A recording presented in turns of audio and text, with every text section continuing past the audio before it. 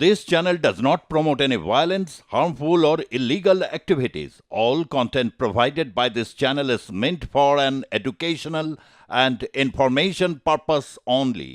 তিনি নীল বাতি লাগানো গাড়িতে ঘোড়ার বা সেই গাড়ি পাওয়ার তিনি যোগ্য নন, কিন্তু তিনি সেটা করছেন।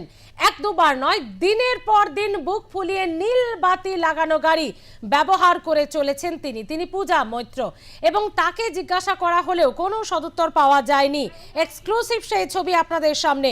নদিয়ায় নীল বাতি ব্যবহারে বিতর্কে ব্লক মেডিকেল হেলথ অফিসার আপনারা সেই ছবি দেখছেন, একদম তার বাসস্থানের সামনেই রাখা নীল বাতি লাগানো গাড়ি, এই গাড়ি ব্যবহারের যোগ্য তিনি নন। একেবারে এক্সক্লুসিভ রিপোর্ট দেখছেন আপনারা আর প্লাস নিউজে। শান্তিপুরের বিএমএইচ পূজা মৈত্রের বিরুদ্ধে অভিযোগ, তিনি ব্লক মেডিকেল হেলথ অফিসার। এই নীল গাড়ি লাগানোর গাড়িতে তার ঘোড়ার কথা নয়, কিন্তু তিনি সেটা করছেন কেন? তিনি কি কোনো উত্তর দিলেন? কথা বলবো, আমাদের সঙ্গে রয়েছে আমাদের নদিয়ার প্রতিনিধি বিশ্বজিৎ দেবনাথ। বিশ্বজিৎ, তিনি তো এই গাড়ি ব্যবহারের যোগ্য নন বা সেই পদে তিনি নেই, তাহলে সেটা ব্যবহার করছেন কেন? তিনি কোনো উত্তর দিলেন? দেখো, তিনি কোনো উত্তর দেয়নি। ফুলিয়া স্বাস্থ্য দপ্তরের যে আধিকারিক তিনি পূজা মৈত্র, দিনের পর দিন তিনি রানাঘাট থেকে যখন সকাল 10:10-15 যখন এই ফুলিয়া যখন স্বাস্থ্যকেন্দ্রে আসেন, পুরো নীল বাতি কিন্তু জ্বালিয়ে তিনি আসেন। কিভাবে তিনি নীল বাতি, মানে সেই নিয়ে প্রশ্ন রেখেছিলাম সেখানকার বিজেপির থেকে, তৃণমূল থেকে বা বিডিওতে, তার কোনো উত্তর পাতেনি। কিন্তু বিজেপির থেকে সরব হয়েছেন যে তিনি সরকারের অপব্যবহার করে নীল বাতি কিন্তু আমরা দেখে আছি। কল্যাণী মেডিকেল কলেজের সুপার তিনিও কিন্তু নীল বাতি কোনো ব্যবহার করেন না।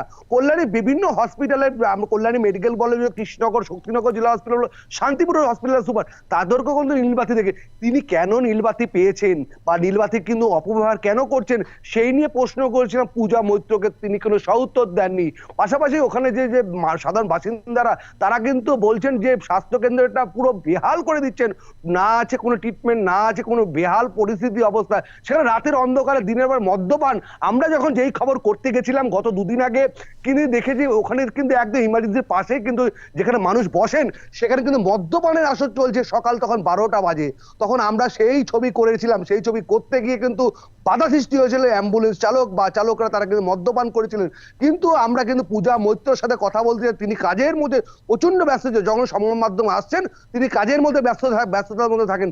তারপর যখন সংবাদ মাধ্যম চলে যান বা সরকারি আধিকারিকরা চলে যান, তখন কিন্তু তিনি যেই কেসে সেই নীল বাতিটা কিন্তু রাখছেন তিনি কোথায়, ইমার্জেন্সির বাইরে কিন্তু একটি হসপিটালে, মানে ফুলিয়া স্বাস্থ্যকেন্দ্রের ক্যাম্পাসে যে কোয়ার্টার আছে সেখানে কিন্তু গাড়িগুলো রাখছেন।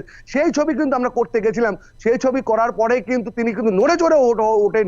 তারপর কিন্তু পূজা মৈত্র কিন্তু তিনি কোনো সংবাদ মাধ্যমের সামনে আর প্লাসে যে আপনাদের, আমি যখন গেছিলাম তখন তার সাথে কথা বল, তিনি কোনো উত্তর দেননি।